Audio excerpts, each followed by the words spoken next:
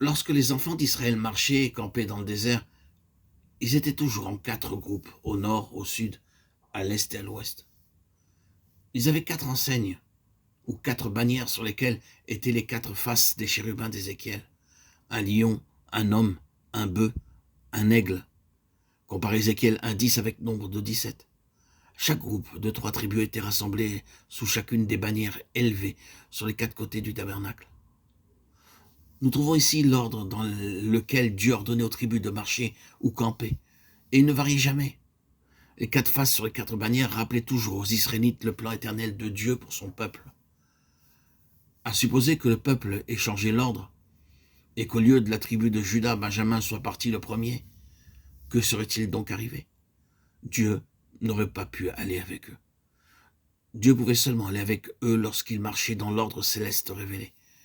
Et ce n'est que lorsque vous découvrirez pour vous-même la révélation du plan de Dieu que vous connaîtrez la victoire. Ces 4 faces de chérubins rappelaient à Ézéchiel la façon dont le peuple avait en fait abandonné Dieu et avait changé son ordre dans leur vie et leur service. Les Juifs, en tant que nation, l'avaient abandonné dès les premiers jours. Chacun faisait ce qui semblait bon à ses propres yeux. Juge 21-25.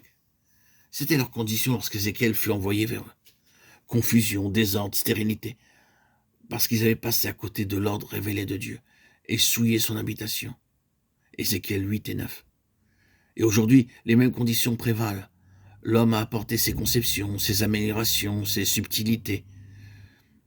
En les substituant à la parole de Dieu, il a apporté chaos, lutte, confusion et stérilité parmi le peuple de Dieu.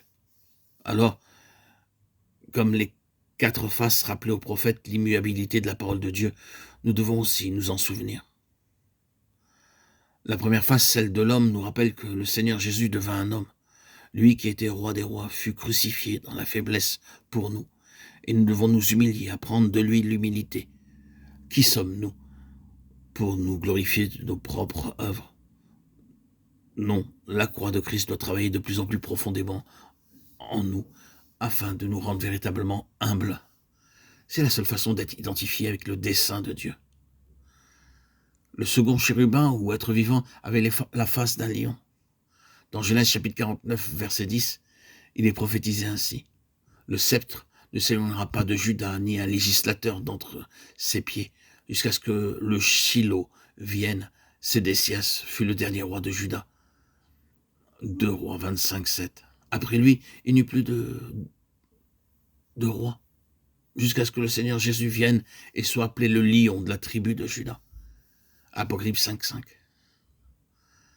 Il vint comme le lion, le véritable roi de Dieu. Tous les rois qui ont régné sur la maison de Juda ont failli, mais le Seigneur Jésus, le véritable roi de justice, est venu pour régner. Maintenant, son royaume va venir sur terre. Aucun autre royaume, aussi bon soit-il, ne durera éternellement. Nous ne pouvons pas mettre notre espoir dans les royaumes terrestres, mais nous croyons au retour du roi des rois, le Seigneur Jésus-Christ. Il doit venir pour régner et apporter la véritable paix sur la terre. Soyons donc prêts pour cela. C'est seulement en nous identifiant nous-mêmes avec lui, maintenant, dans chaque chose et chaque situation, que nous serons avec lui quand il reviendra pour juger et régner.